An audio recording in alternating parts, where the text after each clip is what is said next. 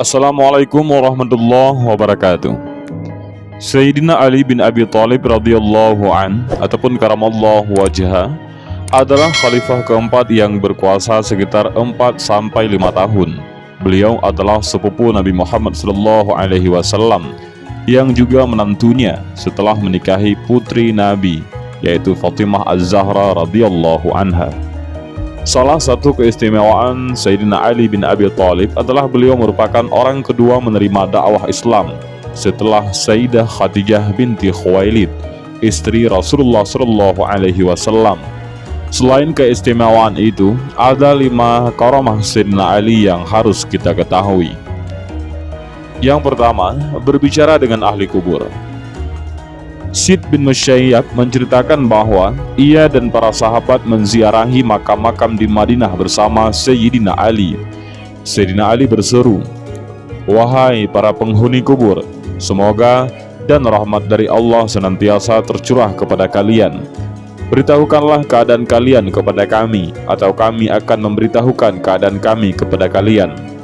Lalu terdengarlah jawaban, "Semoga keselamatan, rahmat, dan berkah dari Allah senantiasa tercurah untukmu, wahai Amirul Mukminin.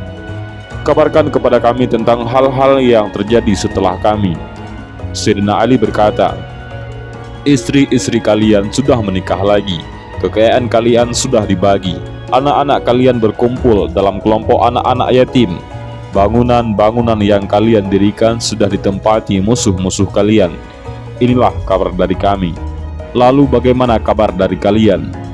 Salah satu mayat menjawab, "Kain kafan telah koyak, rambut telah rontok, kulit mengelupas, biji mata terlepas di atas pipi, hidung mengalirkan darah dan nanah. Kami mendapatkan pahala atas kebaikan yang kami lakukan dan mendapatkan kerugian atas kewajiban yang telah kami tinggalkan. Kami bertanggung jawab atas perbuatan kami." Yang kedua, karamah Sayyidina Ali adalah mengobati orang yang menderita lumpuh. Dalam kitab At-Tabaqat, Tajus Subeki meriwayatkan bahwa pada suatu malam, Sayyidina Ali dan kedua putranya, yaitu Sayyidina Hasan dan Sayyidina Husain radhiyallahu anhuma, mendengar seseorang bersyair, "Hai Zat yang mengabulkan doa orang yang terhimpit kezaliman, wahai Zat yang menghilangkan penderitaan, bencana dan sakit, utusanmu tertidur di rumah Rasulullah SAW, sedang orang-orang kafir mengepungnya, dan engkau yang maha hidup lagi maha tegak tidak pernah tidur. Dengan kemurahanmu ampunilah dosa-dosaku. Wahai Zat tempat berharap makhluk di Masjidil Haram, kalau ampunanmu tidak bisa diharapkan oleh orang yang bersalah, siapa yang akan menganugerahi nikmat kepada orang-orang yang durhaka?" Sayyidina Ali radhiyallahu an lalu menyuruh orang mencari si pelantun syair itu. Pelantun syair itu pun datang menghadap Sayyidina Ali seraya berkata, "Aku ya Amirul Mukminin." Laki-laki itu menghadap sambil menyeret sebelah kanan tubuhnya, lalu berhenti di hadapan Sayyidina Ali. Sayyidina Ali bertanya, "Aku telah mendengar syairmu, apa yang menimpamu?" Laki-laki itu menjawab, "Dulu aku sibuk memainkan alat musik dan melakukan kemaksiatan. Padahal ayahku sudah menasihatiku bahwa Allah memiliki kekuasaan dan siksaan yang pasti akan menimpa orang-orang zalim. Karena ayah terus-menerus menasihati, aku memukulnya. Karenanya ayahku bersumpah akan mendoakan keburukan untukku. Lalu ia pergi ke Mekah untuk memohon pertolongan Allah. Ia berdoa. Belum selesai ia berdoa, tubuh sebelah kananku tiba-tiba lumpuh. Aku menyesal atas semua yang telah aku lakukan. Maka aku meminta belas kasihan dan ridha ayahku, sampai ia berjanji akan mendoakan kebaikan untukku jika Sayyidina Ali mau berdoa untukku. Aku mengendarai untanya. Unta betina itu melaju sangat kencang sampai terlempar di antara 2 batu besar, lalu mati di sana. Sayyidina Ali lalu berkata, "Allah akan meridaimu kalau ayahmu meridaimu." Laki-laki itu menjawab, "Demi Allah, demikianlah yang terjadi." Kemudian Sayyidina Ali berdiri, salat beberapa rakaat dan berdoa kepada Allah dengan pelan. Kemudian ia berkata, "Hai orang yang diberkahi, bangkitlah." Laki-laki itu pun berdiri, berjalan, dan kembali sehat seperti sedia kala. Sayyidina Ali berkata, "Jika engkau tidak bersumpah bahwa ayahmu akan meridaimu, maka aku tidak akan mendoakan kebaikan untukmu." Yang ketiga, karamah Sayyidina Ali adalah dapat menyatukan kembali tangan yang terpotong atas izin Allah. Fakhrul Razi yang hanya sedikit memasukkan cerita-cerita tentang karamah para sahabat dalam kitabnya juga meriwayatkan bahwa seorang budak kulit hitam penggemar Sayyidina Ali mencuri. Budak itu dihadapkan kepada Sayyidina Ali dan ditanya, "Betulkah engkau mencuri?" Ia menjawab, "Iya." Maka Sayyidina Ali memotong tangannya. Budak itu berlalu dari hadapan Sayyidina Ali, kemudian berjumpa dengan Salman Al-Farisi dan Ibnu Al-Khawwa. Ibnu Al-Khawwa bertanya, "Siapa yang telah memotong tanganmu?" Ia menjawab, "Amirul Mukminin, pemimpin besar umat muslim, menantu Rasulullah dan suaminya Fatimah." Ibnu Al-Khawwa bertanya, "Ia telah memotong tanganmu dan kamu masih juga memujinya?" Budak itu menjawab, "Mengapa aku tidak memujinya? Ia memotong tanganku sesuai dengan kebenaran dan berarti membebaskanku dari neraka." Salman mendengarkan penuturan budak itu lalu menceritakannya kepada Sayyidina Ali. Selanjutnya, Sayyidina Ali memanggil budak hitam itu, lalu meletakkan tangan yang telah dipotong di bawah lengannya dan menutupnya dengan selendang. Kemudian Sayyidina Ali memanjatkan doa. Orang-orang yang ada di sana tiba-tiba mendengar seruan dari langit, "Angkat selendang itu dari tangannya." Dan ketika selendang itu diangkat, tangan budak hitam itu tersambung kembali dengan izin Allah Subhanahu wa Ta'ala. Yang keempat, salah satu karamah Sayyidina Ali adalah dapat menyembuhkan penyakit.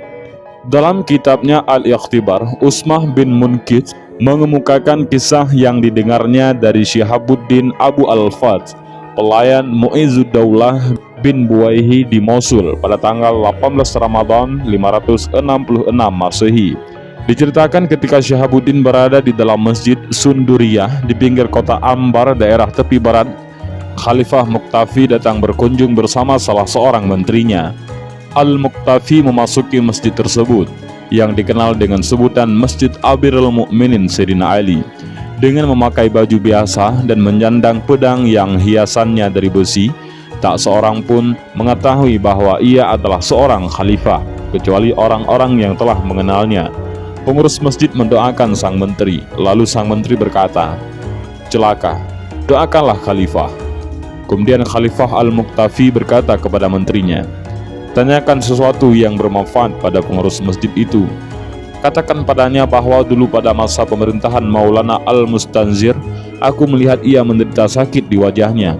Wajahnya penuh bisul, sehingga jika mau makan, bisulnya harus ditutup dengan sapu tangan agar makanan bisa masuk ke mulutnya."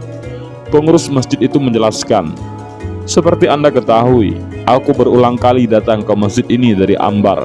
Suatu hari, ada seorang menemuiku dan berkata, 'Kalau engkau berulang kali menemui si fulan setiap datang dari Ambar, seperti engkau berulang kali datang ke masjid ini, niscaya si fulan akan memanggilkan tabib untukmu yang bisa menghilangkan penyakit di wajahmu.' Perkataan orang itu merasuk ke hatiku dan menghimpit dadaku. Lalu aku tertidur pada malam itu dan bermimpi bertemu Amirul Mukminin Sayyidina Ali bin Abi Thalib yang tengah berada dalam masjid tersebut seraya bertanya, 'Lubang apa ini?' Maksudnya adalah sebuah lubang di tanah. Kemudian aku mengadukan penyakit yang menimpaku, tetapi Sayyidina Ali berpaling dariku. Maka aku kembali mengadukan penyakitku dan perkataan yang diucapkan oleh lelaki yang menemuiku di masjid tadi. Sayyidina Ali berkata, 'Termasuk orang yang menginginkan dunia.' Kemudian aku terbangun dan tiba-tiba bisul-bisul di wajahku lenyap."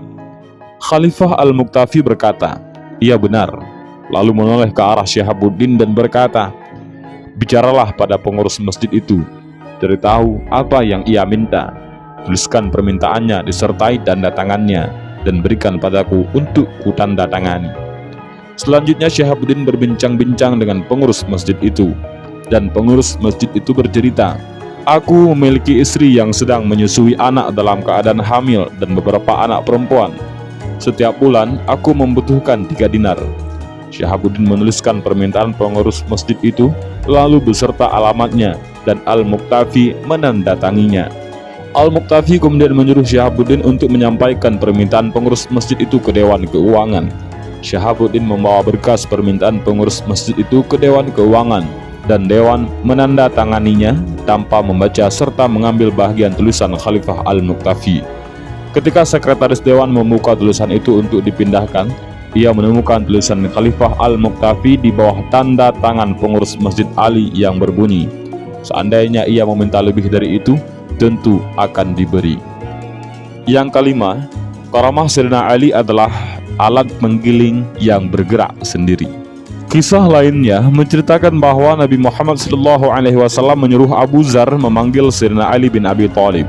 Sesampai di rumah Sayyidina Ali, Abu Zar melihat alat penggiling sedang menggiling gandum, padahal tidak ada seorang pun di sana. Kemudian Abu Zar menceritakan hal tersebut kepada Nabi.